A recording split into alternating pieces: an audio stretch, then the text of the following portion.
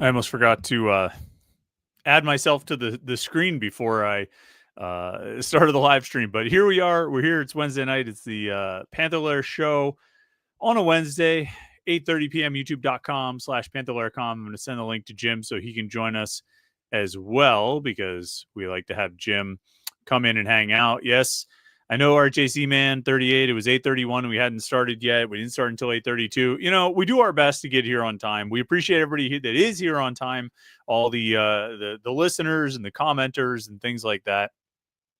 I appreciate everybody who's chiming in already. There's comments and questions in the chat as it is. If you want to join the conversation, post your comments and questions over there. Pitt basketball, Pitt football, transfer portal, spring game coming up on Saturday. We got a lot to talk about in the world of Pitt sports, and hopefully you'll join that conversation right here on this week's Panther-Lair Show, youtube.com/Panther-Lair.com. Bringing a few things up here on the laptop so I can reference a few things as we talk. There's obviously a lot going on in the transfer portal.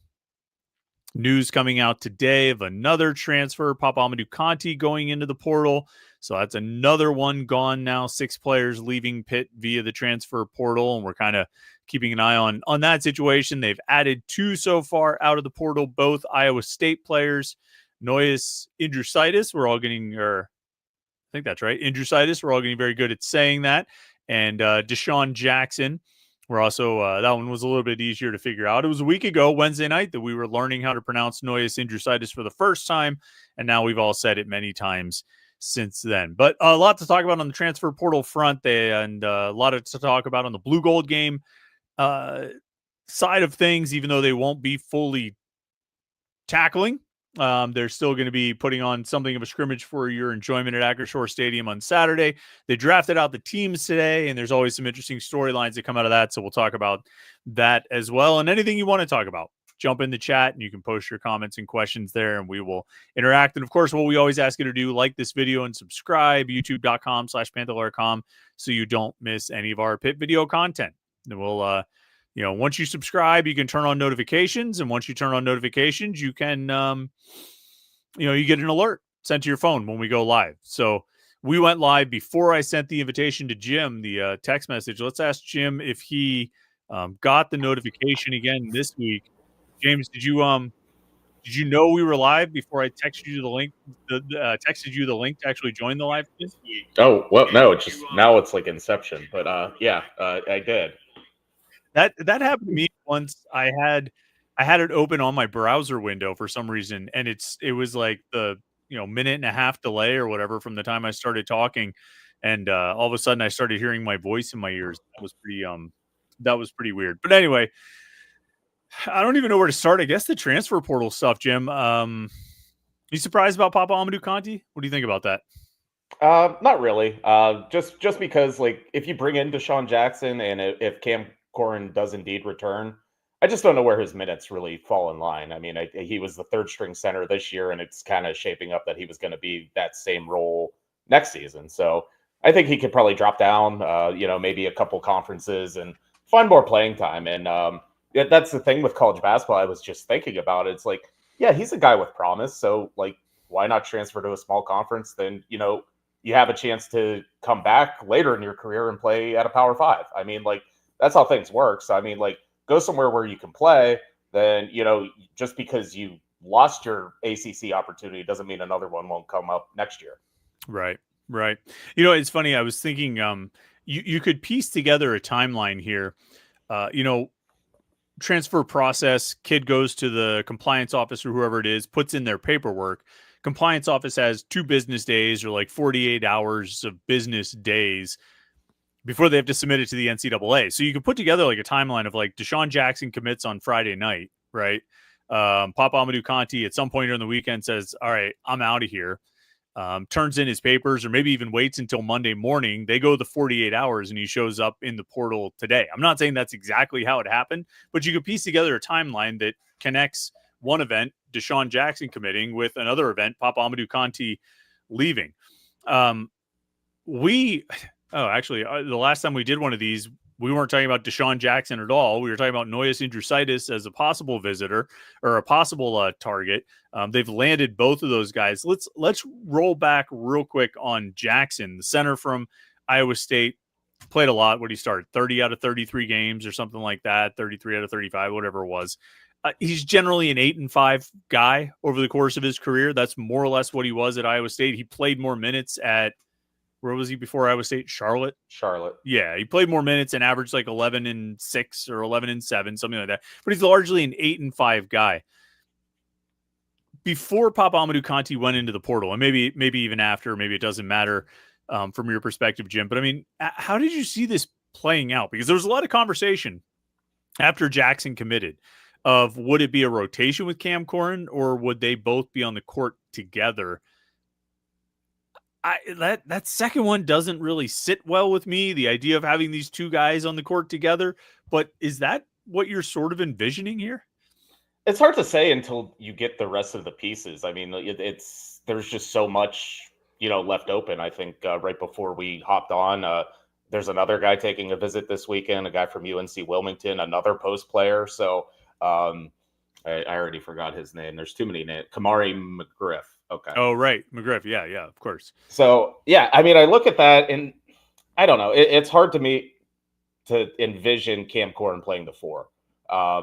I mean, because, I think there were spacing problems last season with Guillermo, and at least Guillermo could step out and shoot some threes. I know Cam took a couple this past year, and actually his mid-range jumper is not all that bad, but that still doesn't really scream power forward to me in modern college basketball. No. I mean, I think you need someone that's, that can help in rebounding, but you're kind of looking for a lot more offense out of your 4. And I mean, not that Cam doesn't have offense. It's just, who do you defend at that point? Like, if you have 2 6'11" centers on the floor, I mean, who are you defending? I mean, other teams are just going to blow by you. So I think it's probably more than likely going to be a rotation. But we still need to, get the rest of the puzzle put together here. And I mean, I think he, defensively, it was almost like he was better when he switched on to guards. Like, I thought he did a decent job with that this past season. It was sort of like, oddly, it was like, wait, this actually works better than when he's not switching. But it's not something you want to do. Like, the way Jeff Capel seems to like to do it is the 3 and the 4 are both wings, right? The 3 and the 4 both kind of end up in the corner, in the corners, it sort of almost interchangeably, that like, and it depends on which players we're talking about, but they're almost kind of interchangeable in playing those two spots. If you have Cam Corrin and Deshaun Jackson on the court at the same time, it's not interchangeable anymore with the 3 and the 4. Like, Corrin has to be in the post. There's no point for him to stand in the corner, because if he's going to stand in the corner, he's going to be all by himself, because nobody's defending. Nobody's going to be within 10 feet of him defensively. And so, to your point about spacing, like, what do you accomplish with that? It's not a threat. There's no shooting threat from outside. Yeah, you're right. I mean, his jumper is not terrible, but it's not a thing. Him shooting 3-pointers is not a thing, and it's not going to be a thing.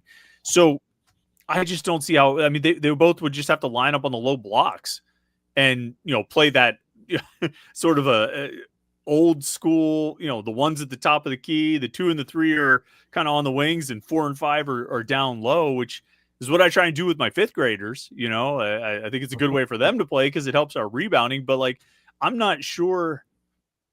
Like, I don't know. It just doesn't seem like a good idea. And then you mentioned, the UNC Wilmington guy. That's another big power forward. It's not a guy who's going to step out and knock down threes. We've seen them connected to some shooters, but it seems to me that needs to be the priority, right? And maybe without. So let's talk about Papa Amadou Kanté then in the context of these two guys. I guess it'll depend on who they land to play the 4, but would he have just been the 3rd center again? Is that probably what his role would have been? Or do you think if they landed Jackson and they held on to Kanté and Corrin, it would be 4 and 5 Corrin and Jackson with Kanté in a rotation at center? I mean, I think with Kanté, I mean, there was nothing about his skill set that screamed that he could play anything other than center. I mean, I think that's just what he was. And, even the few games he did have success this year, I think it was Ohio State. He came out of nowhere and just had this really good game. And a lot of it was him just doing a lot of pick and rolls, and the team's weren't really ready for it or whatever it was. Ohio State was definitely caught off guard by anything he did that game, and that's why it worked. But yeah, I mean, I think he would have been the third center again, and I think that's ultimately why he transferred today. I mean, I think he kind of saw the writing on the wall. All right. So remaining needs, and I mean, it's like they've got 1 billion spots to fill, so it's not like there's only 1 or 2 needs. I mean, shooting's at the top, right? Like 2 shooters, 3 shooters. I don't know. Like, I think Brandon Cummings looked like a solid shooter. Noyes Indrusitis, tough to tell. He was 2 of 14 this year. I think he's a better 3-point shooter than that. That's a remarkably small sample size, but I don't think it's anything you're going to really count on. It's not anything you're going to build around. I'm not sure if would you pencil him in as a starting spot right now? I mean, it obviously depends on who else they land, but do you think the coaches are looking at him as a starter coming in? Indrusitis? Yeah. It's hard to say. I mean, like the way I looked at him is like not so much a lottery ticket, but I mean, you are taking a chance. You're betting on the upside. You're kind of hoping he finds that, yeah, he was a top 100 recruit, a year ago at this time. So I don't know if they looked at him as a starter, but I mean, I think the way this whole transfer portal thing has worked is like you get a few names here and there. A couple agents talk a little bit more, and there were some names that came out today, or in the past 48 hours, and a lot of it is shooting. I mean, Chris Bell, Syracuse. I think his shooting percentage against Pitt was very good. So I think just eliminating that from the equation should help Pitt this year. But I think he's a good option. I think they're in the final 5 or the top 5 for Honor Huff from Chattanooga, who actually led the country in 3 points made. So they're going to the very top of the list. I mean, if this guy led the country in 3 points made, that's a pretty good guy to get involved with. So yeah, there's been a couple more shooters, and but still that forward. I was surprised that Kamari McGriff was involved and is apparently taking a visit. I think John Rothstein tweeted that earlier, but yeah, I mean it's just coming out in waves, trickling them down. We hear a name, we hear about a visit, and we try to get it out there, but it's still hard to see the big picture. It really is. It's tough to say like, oh, Indrusitis is going to be a starter. Well, like right now he has to be, but yeah, there's still about 8 spots they could go after. I mean, they have like 3 guys coming back. They right now they have 3 scholarship guys coming back, 1 freshman coming in, and 2 transfers. So that's 6. So yeah, 8 or 9 spots that they can still fill. Somehow they got to score. You know what I mean? Yeah. And so we're seeing them connected to this power forward or that power forward. And I'm like, if this guy can't shoot, if he can't make threes, he doesn't have a lot of value. Yeah, you got to fill out the depth. Every position is going to need some depth, and you're going to need guys to rotate in and out. But like, you got to get scorers, you got to get shooters, and these guys that we're talking about. It's funny seeing a few of the comments on the message boards, like, well, he's not a very good defender, but at least he can shoot. And I think that's a trade-off that if Pitt has to make, it's a trade-off they should make. You know what I mean? Like if you, I think you should give up a little bit of defense if it means you can get a good shooter or a bunch of good shooters on the roster. I don't know if Jeff Capel looks at it that way, but he should, because you're not going to be able to win every game. Not every game is going to be like the national championship game. Like you're not going to be able to go out and win a game 65-63, or, the old joke about Jamie Dixon. He's the best golf partner to have because he's great at keeping it under 60. Like you can't win like that. You're not going to be able to do that. And the other thing too is, even if they take the defensive guys over the good shooters, I don't think they're going to get good enough defenders to even give themselves a chance. They've got to find ways to score. And I'm like you. I'm trying to stay focused on the big picture and understand that we don't have the full big picture yet, but it'd be nice if they could get somebody to score here. Here, Joey Dealey asked right off the bat, do you see that Pitt is interested in Chris Bell, Honor Huff, and Dan Skillings, and also the visit from Kamari McGriff, who I think can be a good depth piece? Hopefully we can get 2 of them, he says. Yeah, you mentioned a few of those guys, Jim. I don't really have like a sense of where they stand with any of them. I think Honor Huff was the guy who said he's focused on 5 schools, right? And Pitt was one of the 5. Skillings is another shooter, right? Was Skillings another shooter? He's like a wing. Oh, he's like a wing. Yeah. I don't know what. Do you know what he shoots? From 30% from 3. So all not. Right. That's about where Bell is, in the mid 30s, Huff being over 40. I mean, getting a couple of those guys, you know what I mean? Like getting Bell and Huff, I think would be a pretty good improvement to what they need shooting wise. You know what I mean? I think it would address some of that. What about point guard? You feel like where would you put that as a 1 to 10, 1 being the least needed, 10 being the most? Where would you put a point guard, a veteran point guard? I think I would put it pretty high, and I think it's just because Jeff Capel has always valued having a good point guard. I mean, I think most of his good teams have had one, if not two, point guards. So he usually has a good eye for identifying guards. I mean, I think even back to his first years at Pitt, I mean, was it Xavier Johnson and going up to Bob and Jalen and Jamarius and Nelly Cummings. Like he's always had a strong lead guard. So I would think just knowing how he likes to operate, how Capel likes to coach, that's probably one of their biggest priorities, even though they haven't been linked to a lot of them.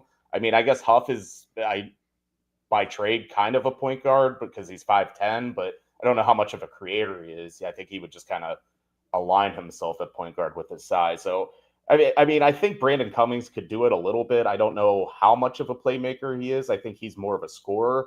So yeah, I mean, I would look for them to probably, if they're gonna spend money or do anything, like I would think like a point guard that Jeff Capel can trust and hand the ball to, and reasonably expect 14, 15 points from. I mean, I think that would be at the top of the list. Yeah, I would hope so. I would hope so. I just got thrown off. There's a Pitt volleyball scrimmage going on right now. You know about this? Pitt's playing Penn State. Yeah, I have Pitt volleyball on Twitter alerts, and so I started getting all these. I thought it was just like transfer portal stuff, and I was like, oh, they're scrimmaging Penn State right now. They're playing Penn State. Yeah, they're winning 2-1. They're losing in the fourth set right now. But I was like, I did a double take as you were talking there because Kat Flood is apparently playing for them today. I was like, wait a second, she has to be out of eligibility. The semester's not over. Yeah, I mean it's spring semester. Yeah, so I even looked. I mean she's not even on their 2025 roster. So I mean I was like, wait, there's no way she's coming back, right? No, she's not. But she is playing today. She has 5 digs, 3 kills. Nothing remarkable. Anyway, I got distracted just a little bit by that. Not surprisingly, Olivia Babcock has 9 kills. Pitt's trying to battle back in the fourth set. We'll keep a bit of an eye on that and see kind of what pops up. Josh Newark says, these basketball transfers are leaving me underwhelmed. Does Jeff Capel have a master plan, or is he randomly throwing darts at the board? And we touched on this a little bit, Jim, about the big picture, about understanding that the big picture is not complete by any means. And it's important too. I thought of this earlier today because I'm writing it in the 3-2-1 column for Friday, that like we can't think of this like a draft, that the first name that gets picked or the first guy to commit is the first pick, that was the priority. That was the number one guy. That was who they had at the top of the list. They're not going to commit in priority order. Like Eli Holstein didn't commit to Pitt until like January, but he was a priority. It was important. And so it's not going to go in that kind of order. It's pieces of a puzzle coming together. You might get your first 3 commitments out of the transfer portal might all be depth pieces. You'd like them to be your stars and your big time guys, but they could be depth pieces. You have no idea. I think Deshaun Jackson will be a starter. I don't know what Noyce Andrusaitis will do, but yeah, I think Capel has a plan. And actually, Pitt Chag replied. I saw his reply. Says, I think there's a cohesive vision for the way they're targeting the portal. I just don't think it'll end up being very good. Pitt Chag has never been shy about his opinions on how this team has been constructed or will be constructed or should be constructed. I do think there's a plan. I mean, I think you can look at the guys they're going after, and it does seem like the plan is to bring in that big, rugged 4, right? Isn't that what it looks like? As of right now, it does seem like they're going to go, I guess, bigger, less shooting. I don't know. I mean, that's just kind of the vibes, but we'll see. And to the point like you were making, it's like the past 2 years in the portal, they went out and got who they wanted right away. Like it was like Zach Austin was the first name that popped up. He visited and committed. Then it was Esh Leggett. Then like last year was Dunn and Corin, like done relatively quickly. And like they were just like plugging and, just needed a couple spots. Right now, I mean, like we've said it all along, like they have like 10 spots to fill. So like it's not going to go in that order. I mean, there's still guys like, just popping up in the portal, or may pop up again. I mean, it's still so crazy, and it's just so hard to track. It really is. It's just like it's just really hard to track. So they have a better understanding of it. It's our job to try to figure out what it is. Yeah. Good luck. Josh also asks, am I correct that the spring game isn't on TV, nor is it streamed this year, and is the last year we have it at all? So, yeah, it's not going to be on TV. Pat Narduzzi, he had a quote, I guess it was when you were there yesterday, talking about how they're going thud, basically two-hand touch, a physical version of two-hand touch, right? Is what they're going to do. They're not doing full tackling. And Narduzzi had some quote like, if it was going to be on TV, maybe we would go full tackling, go live. And like, that's not a reason. Like if you're going thud for safety concerns, then it doesn't matter if it's going to be on TV or not. That shouldn't motivate you to go live. But yeah, they're doing that. It's not going to be on TV. It might be available after the fact on like ACC Network Extra Plus, Triple X online streaming thing. You might be able to find it there, but it's not going to be on live. I don't know anything about it being the last year for having the spring game. Narduzzi today was talking about how like, they're glad to still have it. It's fun. He enjoys having it. And he really made a big deal about how the draft today was really for us, for the media. He said this at the beginning, we're really doing it for the media. And you don't have to do it for me, boss. I appreciate that, but you really don't have to do that. But no, I haven't gotten any indication that they're going to stop having a spring game. I asked him about it at the beginning of spring camp because some other schools had canceled their spring games. And he was like, nope, we're doing it. We're going to keep doing it. I think it's important. And today he was like, it's a fun thing to do. The kids enjoy it and all this stuff. So he very well could come out the day of the spring game and say, we're not doing this again. This is the last one. But at least to this point, he has said that he likes it. So I don't think it's going away. I don't know. There's not a ton of value in it. I think more of the value in spring camp are those scrimmages, like the Saturday scrimmages that we don't get to see. Like, I think that's where a lot of their real work gets done. So, I mean, they've always kind of treated the spring game as just kind of an exhibition. I think last year it was on TV, and to like stay within like the 2-hour window, like they just did a running clock in the fourth quarter. I mean, like, it's just like, it is a glorified exhibition. So I think the way Pitt approaches it is like, we're going to get our work done in the first 14 days. And I think, the spring game, like a lot of parents come in. I think they do like a parents brunch. It's kind of like a, get together and of course, like fans too. I mean, not a ton of Pitt fans go to the spring game. It's not exciting. It's not like great football to watch, but like, it's still a reason to like get together with your tailgating buddies for like one Saturday. So, I mean, I think that's all the value in the spring game is. Like, it's not a real live scrimmage. It never has been. But more and more teams are just, saying that out loud now. Yeah. Hey, I mean, it was probably 11 years ago when Paul Christ canceled Pitt's spring game. He was like, I remember him saying, he was like, look, I've never walked out of a spring game and not felt like, man, that was just a waste of time. We could have gotten something done. We only have 15 practices. We should make the most of it. We should try to get something accomplished. I mean, this is an opportunity to get work done and get better as a team. And so that was why he canceled. I think it was 2014. I think it was his final year that he canceled it. And so I remember that practice that they had, and they had an offensive lineman punting competition. They had popsicles and I forget what else, but yeah, I didn't really get a lot of work done that day, Paul. But yeah, he canceled it. So he was ahead of the curve by almost a dozen years. Paul Christ, he's an innovator. Always has been. Yep. RJC man 38. I am so done with Capel. He is a major problem that will not correct itself till he is fired. I think he copy and pasted that from like live streams for the past 4 years. Joey Dealey responded when Josh knew.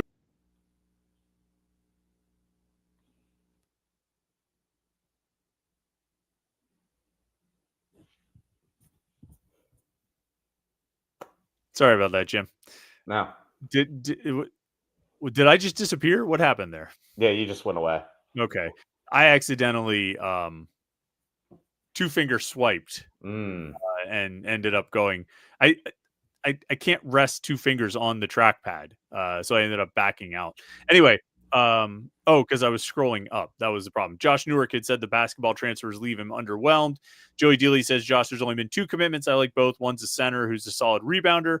can split minutes with Cam Corrin, and Noyes is a wild card that could be good or a depth piece. And I think, like, you know, if they had gotten Deshaun Jackson at the beginning, like they did, and then got like 5 other transfers, like the majority of which you would say, okay, those are likely starters. And then at the end, you pick up the wild card, like you called it, the lottery ticket, Noyes Indrusitis. Like, maybe it'd be viewed differently. I think people are feeling underwhelmed because they, like we said, they want those big time first round draft picks right off the bat. They want the stars and the starters and the contributors right off the bat. And it just doesn't work like that. It's you know, time's a flat circle. It's all very, you know, you can't, I don't know. I mean, it's like we said before, it's the big picture, and they're all little pieces that are sort of filtering in. And Joey said, let's see when they get more commitments. And I could agree with you, which is true, because we also should leave open the possibility of the big picture could be bad, right? Yeah. Just because there's a big picture doesn't mean it's going to be filled in well. It doesn't mean they're going to get all the kinds of guys that they should get. And so I'm not just trying to sell people that things are going to be good. It's just that we don't know if they're bad yet, right? Yeah. I mean, again, it's all about big picture. And like you said, like, maybe they get a bunch of pieces that are very underwhelming. Like, maybe the roster is as bad as some people fear it could be or might be. But I don't know. I mean, I think at a certain point they're gonna need to like land a guy that like averaged 15 points a game at wherever school he played the year before. Like, they need to get those type of guys. Like, you know, like at least like a couple years ago, like Ish Leggett. Like, okay, this guy scores a lot of points. Like, we know he can at least score, you know, at the Division I level, at a high level. So I think that's what we're all waiting to see is like, okay, who's the big name? Like, who's going to be the guy that's scoring the points? And right now, it's just Brandon Cummings. So that's the big name, and I think he could be really good. But if you're building around a sophomore who played minimal minutes this year, it seems dicey. Benjamin Glazer says, any chance Jeff Capel takes the Nuggets job? I don't know. Maybe that was one of the surprises of the Pat McAfee thing tonight. I haven't seen any reports from there. I haven't looked for any reports from there. I've actively ignored any reports from there, but maybe. Do you follow anybody who would be live tweeting from the Pat McAfee event tonight? I think good friend Austin Bechtold is there from 93.7 The Fan. I saw his Twitter, so we'll see if he has anything big.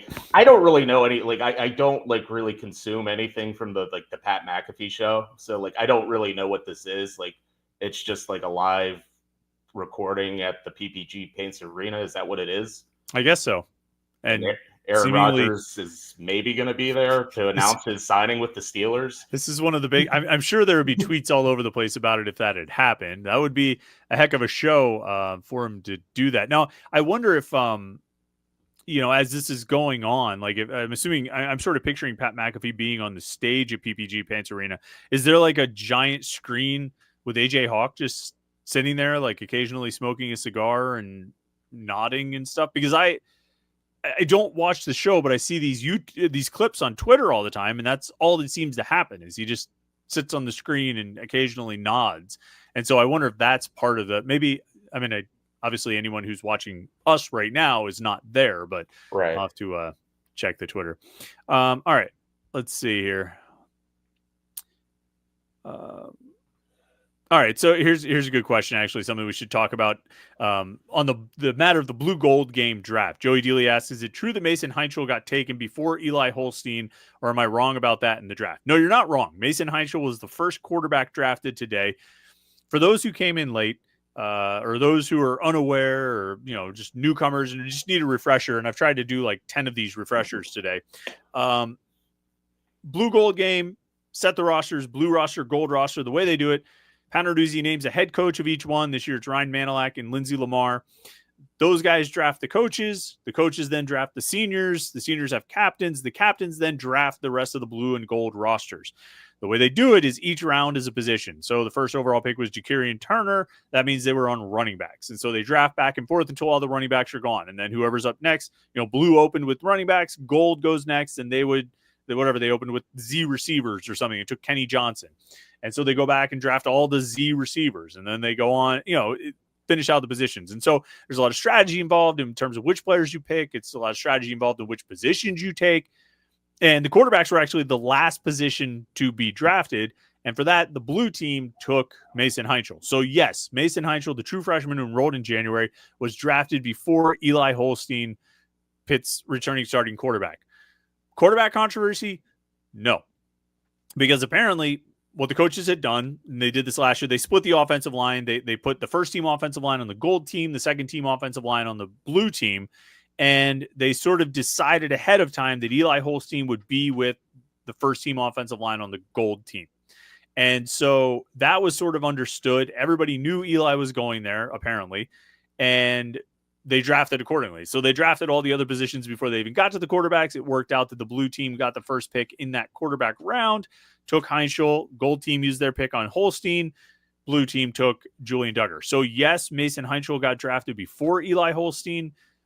No, unfortunately for us in our business, it's not a quarterback controversy just yet. That said, Jim, that being said, a lot of rave reviews about the young man from Oregon, Ohio.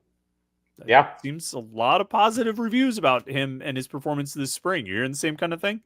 I am hearing the same kind of thing. And I think the coaches are really excited about Mason. And, it just kind of, you watched him in high school and he just kind of fits what this offense is. I mean, he's mobile, a lot of short, quick throws, like gets the ball out quickly, can run around, make plays. So I think they're really excited about him. And I think had he gone to like a more prominent high school, he might have been a bigger recruit. I mean, he went to a high school that was just historically bad, and he was the only Division I player on the team. I mean, like he was the guy. So I think that kind of held him back in some regards and maybe kept him hidden a little bit. So I think it's going to be a good find for Pitt because I think he just fits well. And just hearing from people down in the building, I mean, like it's going well. Like he's picking up quickly for a true freshman. So I don't expect anyone other than Eli Holstein to start against Duquesne the first game of the season, but I think they feel comfortable with this room to the point where, I don't know, I think we toyed around the idea like, oh, maybe they'll get like some veteran backup just to have. Or, I don't think they need to.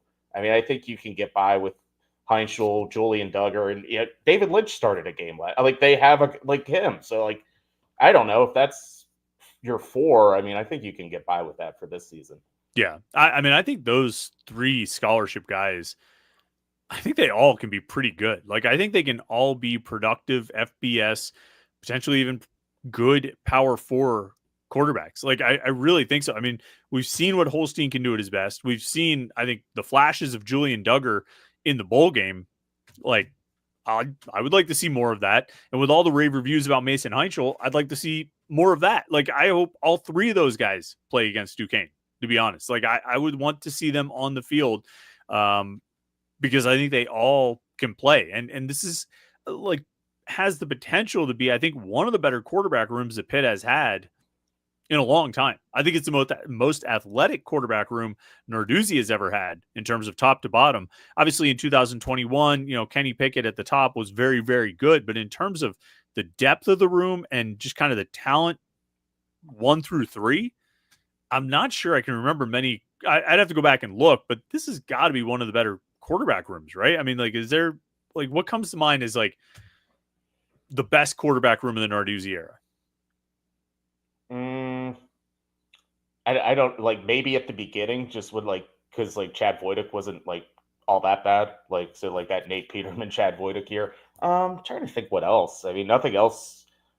Like kind of like those kind of like 3 years attached to Whipple, like they were kind of scraping the barrel with like Joey Yellen and stuff like that. Yeah, it was Pickett and Patty. I mean, that's what you had, Yeah, and there wasn't much there. And I mean, in 15, like you mentioned, I mean, Peterman and Voitic, and then like Ben DiNucci.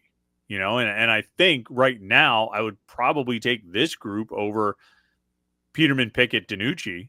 I think I would. But I mean, I always kind of overhype things like Pickett this. wasn't with Peterman. Oh yeah, no, no, Max right. Brown. I meant Peterman, Voitic, and DiNucci because DiNucci was there. He was a true freshman in 2015. So no, I was just talking about the 15 group, and so Peterman, Voitic, DiNucci, I would take Holstein, Duggar, Heinchel. I think. Would you take Eli Holstein or Nathan Peterman? You just start a game tomorrow. Nathan Peterman, prime 2016 Nathan Peterman. Probably Peterman. Really? Yeah. All right. And then haven't seen much of him, but Duggar over Wojtek. Duggar or Wojtek. I don't. There's a lot of similarities there because like even in Duggar's like brief appearance, like he was running a lot, and that's like kind of what Chad Wojtek was doing towards the end of his Pitt tenure as well. So I don't know. I could call that like almost a wash. I think Duggar's a better runner, and I think he has a better arm too. So I'm not calling it a wash. You can call it a wash. I'm not going to call it a wash. And then Heinzel over true freshman Ben DiNucci. I guess. Hey, Ben DiNucci was an NFL draft pick. That's 2 NFL quarterbacks of the 3 you're talking about. Wow, that was a heck of a quarterback room. In 2017, it was Kenny Pickett and Ben DiNucci as well. That's right. Like, Max Brown just couldn't catch a break. Everywhere he went, he was just getting beat out. Yep. Tough go for him. Let's see. Pitt Tough Guy wants to know what's the morale like in the AD's office. I imagine not good there. Olympic coaches, staff, and players. What do you see? I mean, I'm not in the AD's office very much. I know. Where is that office? It's in the Pete. Okay. Peterson Event Center on the. I don't think it's on the event level. It's not on the lobby level. There's like LL, EL, CL. It might be on the CL, the concourse level. I think. Might have only been on that floor like once or twice. You know where Chick-fil-A is? Yeah. Like that level. I think if you walk around there, you get back to like offices and stuff. And so there's like academic support up there and all kinds of things like that. I know in the fall, after Alan Green was hired, there were a lot of people who felt it was like a breath of fresh air. Which can often be the case when you have a new boss who comes in, particularly if the vibes weren't great with the old boss. People felt like it was a breath of fresh air, like a cloud had rolled away. So there were good vibes then. What's it like going forward? I don't know. It's probably different for every, depending on your position. Because, and we had a long discussion on the message boards about sports getting cut and whether sports will get cut. And we don't need to go too deep on that here. But I mean, I'm sort of the mind that there are going to be sports that get relegated to club level status. And I'm of the mind that there are going to be administrative staff positions within the athletic department that'll be cut because they need to find a way to come up with as much of this $20.5 million that they can.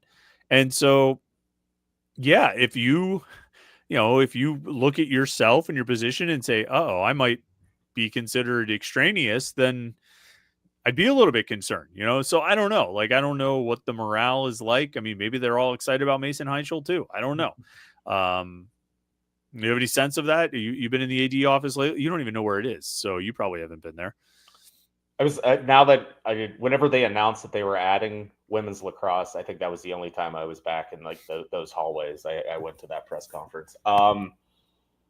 Yeah, I don't know. I would guess there's maybe a sense of just probably a general uneasiness, just because not only is like college sports changing and like all the revenue sharing, and like you said, like there could be moves and cuts and things of that nature, but also like you have a new boss. And like if you recall, whenever Heather Light got hired, like it didn't take her long to like, okay, like I'm gonna start hiring my own people, like, and that included coaches. So I mean, I think everyone's gonna, they're on alert, their ears are perked up. I mean, it's like, all right, I'm answering to someone new now. I got to see how they work. So I don't know the general vibe. I don't know if like there's panic and there's like a group chat and they're all wondering, are we getting fired? Is our sport getting cut? Or what is this? I don't know.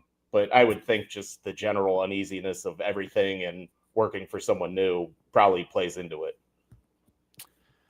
Let's see. There was a super chat here. RJC Man 38 says the capable apologists who work in the local media at this point seem compromised. The body of work is horrible and it's sad. The take is hope for the future. Stop.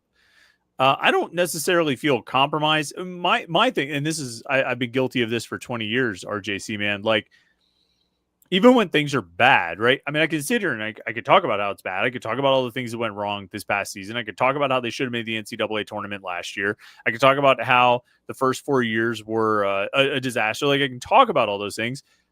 But I also feel like part of my job is, okay, so what's going to happen next year? Like I can't just sit here. We can't sit here for an hour and talk about how bad this past season was or how much of a disaster it was. I mean, we are sitting here talking about how we really don't know how this roster is going to come together. We are sitting here talking about how we don't really know if having 2 6'10" forwards on the floor at the same time is a good idea. So, I mean, we're being rather, I think, uncompromised about that. But I think we're just like, okay, yeah, last year sucked. And they were bad last year, and it was a failure on Capel's part because he put that team together, and it was just like it was a failure the year before that when he had Bub and Blake, he couldn't make the NCAA tournament. Just like the first 4 years were a failure in all different kinds of ways. Like I readily acknowledge that, but we can't sit here for 60 minutes and just say that over and over again. We're also going to talk about what next year's team looks like because despite your best hopes and desires and wishes, Jeff Capel is going to be back next season. He's going to be the head coach at Pitt. They're going to have a team. It'll have players. They'll play games, and we'll talk about the games as they happen and after they happen. But for now, we're just trying to figure out what it's going to look like and talk about what it could be. And you know, Jim, there are people on the message boards who do this too. Just every post, no matter what you say about the basket, you could be like, the basketball team is going to use red basketballs in practice this year. And it'll be like, doesn't matter. Capel sucks. And I'm like, or like, doesn't matter. Capel should have made the tournament 2 years ago.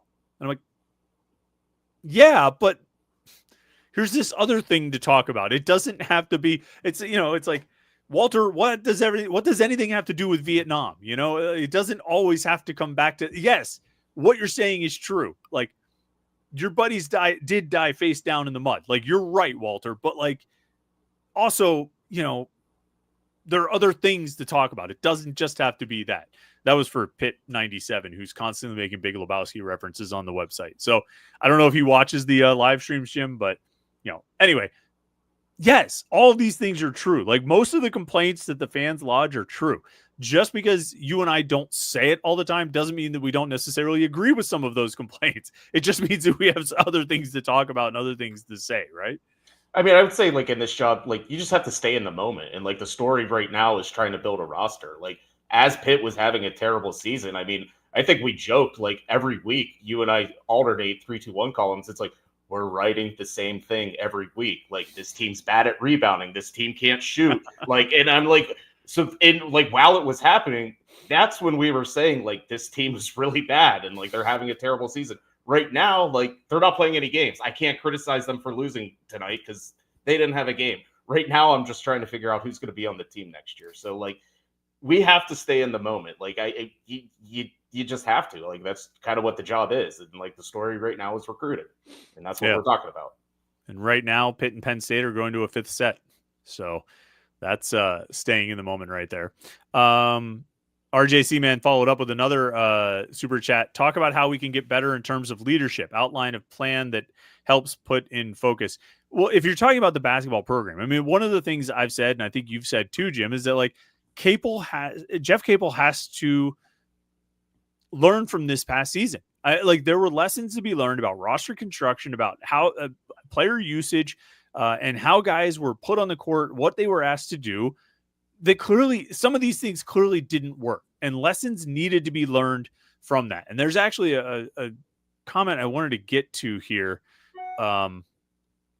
Pitt Chag. Oh, because we talked about the 3 and the 4 being interchangeable. And this does relate to what RJ Seaman's talking about, because Pitt Chag says, is the 3 and 4 being interchangeable really what Jeff Capel wanted to do? Or has he always wanted to run an old school lineup with a big power forward and he just hasn't had the personnel? I don't know. Like, I don't know the answer to that. I'm not sure what his preference has been. More often than not, they've been pretty interchangeable with the 3 and 4. So I don't know, Jeff, Jim, do you have a sense? Like, what would you think? What do you think Capel prefers? I mean, you just look at his teams over the years, and like he kind of just blends into like who he has. I mean, like some years they've had 3 guards, some years they've gone with big guys. Like this past year, they went 2 big. So there hasn't been like a consistent model with how he has built a roster. But we always go back to the 2023 team of that was probably the best team they put together, just because obviously they went far and had success. But like there was things there that worked that could be repeated, like having 2 playmakers at, running the guards, having a 4 that can stretch the floor, having a center that doesn't really need the ball and can coexist and pick and roll and play defense. Like that roster was put together really well. And like, I don't know, last year it didn't really mirror that. I mean, I think there was some elements of like, oh, maybe Guillermo can shoot a bunch of threes, but like he was never going to be Blake Hinson, and we all knew that. But like, I thought there was a way it could work, and it didn't. So, like you said, there has to be lessons learned. I don't know if he has to like totally repeat the 2023 roster and how it was built, but like it's a good blueprint.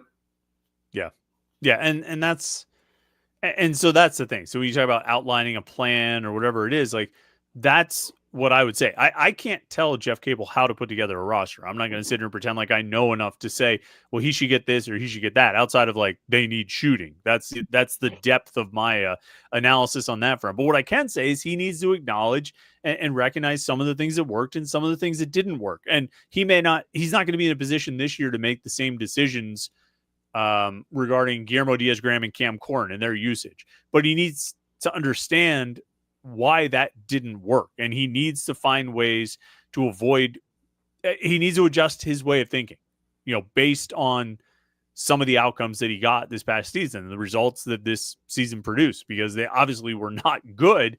And he's got to look at it and say, why did this happen? Why did we fall short? Why did we not make the tournament? Why did we go 17-15? And he needs to understand that it's not just because Damian Dunn got hurt. And that's my biggest fear, Jim, is that Jeff Capel is going to go into this offseason. If you say, well, what went wrong? What happened? And that's going to be one of the first things he goes to is, well, Damian Dunn got hurt. If Damian Dunn because I think he did. I think he mentioned it. It might have been the last regular season game. I think I asked him, right? I think I asked him, how do you reflect on this or whatever? And he talked about what they scored against power conference teams with Dame versus without or whatever. And I'm like, crap, that's what you're going with, huh? Like, that's your thing. And there's some element of it that's accurate, right? I think we talked about having that extra guy on the court who can create, that extra shooter, that extra, maybe it allows Zach Austin to play the 4 more. Maybe it allows Guillermo to play the 5 more if you have him. I get that, but that can't be the main takeaway. Well, if Dame stays healthy, we're fine. Because that wouldn't have been the case. Right. There was a lot of rebounding issues there. And I don't know. I mean, I think that's why, if their first pickup was Deshaun Jackson, who obviously he doesn't have these great numbers, but he was a starter for a top 15 team all season. He can be the way Pitt plays defensively, a lot of things just collapse on the center. And Fetty was just there. He was a presence and it helped. And there was times that this season Cam Corn didn't have that. So if the lesson learned there was okay, we need a center that if everything's going to collapse on him, he's a presence. He can at least stop drives. He's there. And I'm guessing that's what they're hoping Deshaun Jackson can be. I think that's the plan. I mean, I don't know the plan, but that seems like part of it. Yeah. Joey Dealey goes back over to football, says, I could be really wrong, but Ja'Carrion Turner could become the starter next year if Desmond Reed leaves.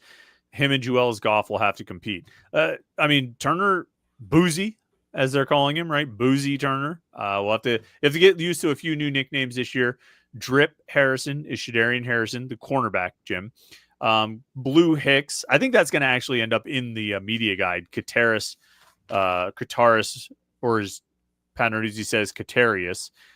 It's not in the media guide now. Number 81, the transfer wide receiver from Louisville, Kataris Hicks, goes by Blue. That one might end up in the media guide, but you have to learn that nickname. And Boozy is the freshman running back, Ja'Carrion Turner. He's gotten tons of rave reviews. The coaches can't stop saying nice things about him. Desmond Reed has missed pretty much all of spring camp. He's been out. He's not going to play on Saturday. There's no reason for him to play. There's nothing Desmond Reed is really going to gain all that much from participating in spring camp. Give him the time off, make sure he's healthy. But that has opened up opportunities and Juelz Goff has been a little bit limited. So that's opened up opportunities for Ja'Carrion Turner, who has seemingly made the most of it. I don't know what to make of this running back room. On one hand, I get where people are coming from. They're like, oh, they need to add a big back. They don't have a big back. Derek Davis is hurt. Who knows when he's going to be back? They don't have a big back. They just have Desmond Reed, Juelz Goff, and Ja'Carrion Turner. They're all roughly the same size. Saquon Smith and who's the other one? Jalen Brown. Is that the other guy? Yeah, and he's bigger than the Signed rest of late, them. right? But he's still not Big, yeah. big, right? But then on the flip side, I'm like, don't really know if it's all that important. I don't know if this scheme is built on having like a big punishing back. I don't know if they do that here. We don't do that here, sir. You can't do that kind of thing. So people are talking about should they go out and get a transfer and that kind of thing. And I actually asked Lindsey Lamar today. I was like, your backs, it seems like you're kind of low on numbers. Would you like to add somebody in the spring? And he was like, not really. He's like, maybe, but not really. He's like, I like the guys I have, and I got 2 more freshmen coming in. So I think they're going to kind of stand pat. I always forget there are 2 freshman running backs coming in also. So there'll be 5 scholarship backs. I mean, that probably could be enough, even if they're all sort of the same guy, short and fast. It's not the worst combination. It's better than big and slow, I think. Yeah, and I mean the other thing is like there is always just the assumption that like something can be fixed from the portal. Like you're looking for a very specific role that you're selling to someone. Do you want to be our short yardage back or probably our 3rd or 4th running back overall and maybe get a few carries here and there?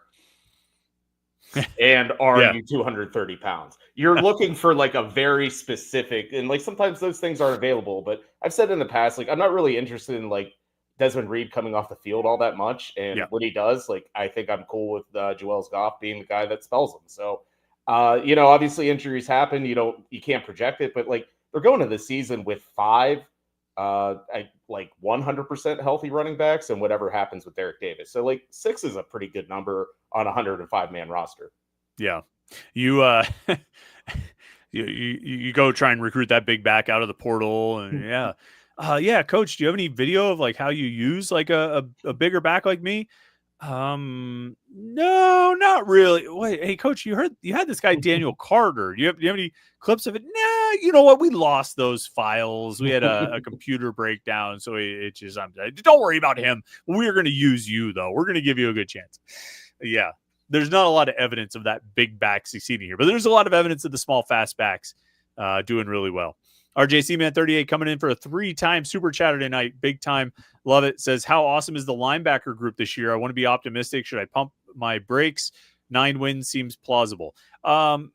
9 wins seems, I mean, like I'm pretty far away from predicting a win total. So I'll just say 8 or more because, I like to start there and work up over the summer as I get more and more bored throughout the summer months and just kind of increasing the hype because I can't think of anything else to talk about. I think the linebackers are going to be really good. Rasheem Biles, he's not going to play on Saturday. He's been out all spring. But Kyle Lewis and Braylon Lovelace, Biles when he's healthy, Jeremiah Marcelin looks really good. Cam Lindsey looks really good. Like to see them have one more guy.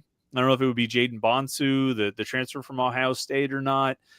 You'd like to see them have like a full 2 deep of guys so that one injury doesn't put you in a really kind of precarious spot. But those top 3 or 4 guys, man, they look legit, and they were legit last year. Like that's the thing. Like you're obviously you want everybody to take a step forward, but it's not like, well, if they can build on what they did last year, look out. No, they did the thing last year. Like they were awesome last year. And I think they'll only get better, Yeah, I agree. And I think one of the practices I covered in the spring, like we were asked about Jeremiah Marcelin, and Narduzzi said he's like, we would be comfortable if like he was the starting middle linebacker if we had a game tomorrow. Like, and I think that's pretty high praise because Braylon Lovelace is good. And like, if you're gonna, obviously Kyle Lewis and Rasheem Biles on either side of you can, help you be a better player. But like, there's a lot of responsibility there. So he's a 2nd-year guy, and if he's already at that point, I think Cam Lindsey really did some good things this spring. And I think the other day that Friday, that the scrimmage that wasn't a scrimmage or wasn't allowed to be called a scrimmage,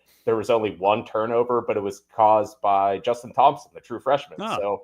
So, I think whatever they're doing at linebacker right now, they're just doing it really well, whether, identifying, developing, evaluating, all of it. I think coaching, just Ryan Manilak, he's just kind of pressing the right buttons right now, Randy Bates. And like, it's not, like you said, it's not a projection. Like they are this good.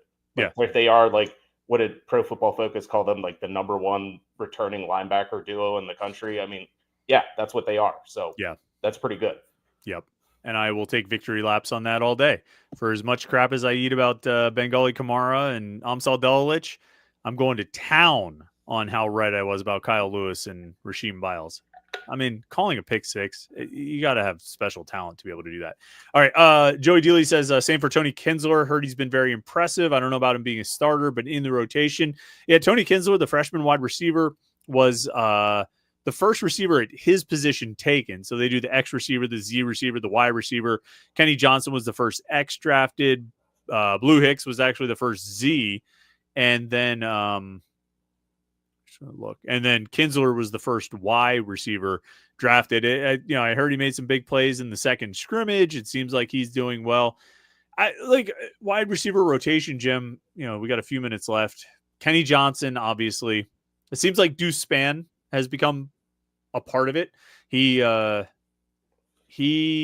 not going to play on Saturday. He's out for that scrimmage. He's played throughout this spring, though, and he's done pretty well. He's been impressive. So I would guess he would be in the mix there. If we're just talking about top six, right? Kenny Johnson, Raphael Williams, Sincere Lee are going to be in that mix as long as those guys are healthy.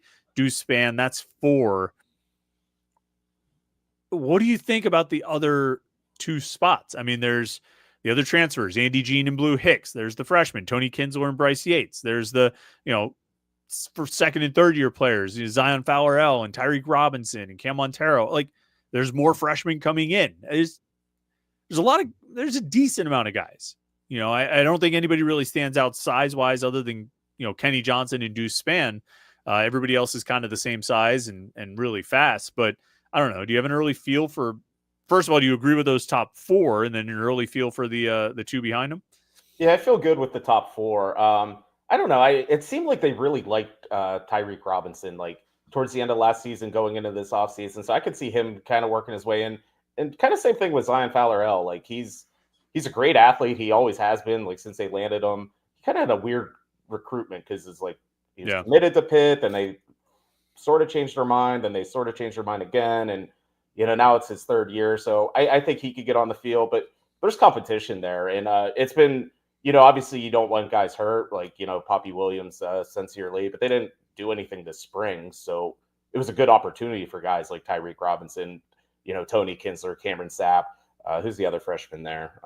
Guy from Virginia. Bryce Yates. Bryce Yates. Yeah. I mean, like, it was a great opportunity for those guys and all the freshmen, really. Like, we talked a lot about Jakarian Turner and, like, how he's turned heads. So it's like he's one of the only, like, healthy running backs they have. So, like, but they've talked about how they're running the ball well, and that's part of that's him too. So I don't know. I think just overall, not just necessarily receivers, but you look at all the freshman skill players, like early returns on them seem pretty good.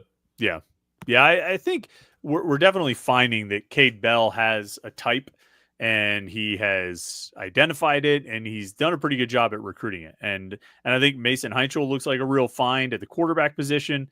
And then, I think he's laid down a pretty good template for what he wants. And guys like JJ Laster and, Lindsey Lamar and Jacob Bernowski are going out and finding those guys and doing a pretty good job bringing them in. And, saw what they were able to do last year with the skill guys, and they'll, they have a lot of those guys back and a lot of same kind of guys that they brought in. So we'll see what they're able to do. All right. That might just about do it here. Penn State's winning in the 5th set 10-4. So we'll see if Pitt can come back and win this scrimmage against Penn State on the volleyball side of things. But otherwise, I think that's about it. We won't have a live show next week, Jim, because I'm actually going to be on spring break. So, party hardy. But we'll have plenty of Pitt content at Panther-Lair.com and YouTube.com/Panther-Lair.com. So thanks everybody for tuning in on the chat all night. That was a lot of fun. Appreciate you guys. Jim, thanks for your time. And make sure you like and subscribe, and we'll talk about Papa Conti tomorrow on the Morning Pit and a blue gold game preview for you to get ready for Saturday at Acroshore. So thanks again for tuning in tonight. Have a good rest of your Wednesday night. We'll catch up with you tomorrow morning for the Morning Pit right here on YouTube.com/Panther-Lair.com.